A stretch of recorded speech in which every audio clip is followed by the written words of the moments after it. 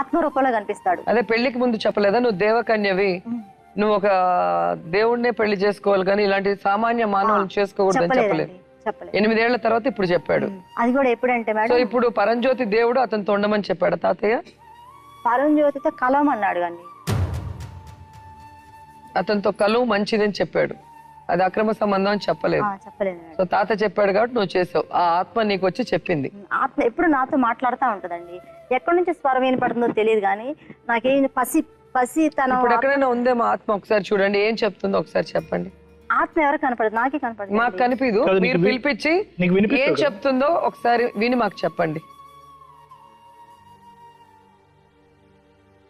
ఏం చెప్తుందంటే ఈ సృష్టిని కాపాడమంటారు, ఈ సృష్టిని కాపాడు అని చెప్తుంది మేడం. ఏ విధంగా? ఏ విధంగా అంటే పరమజ్యోతి వల్ల ఈ సృష్టికి శాంతి, సమాధానము, హ్యాపీ వస్తుంది.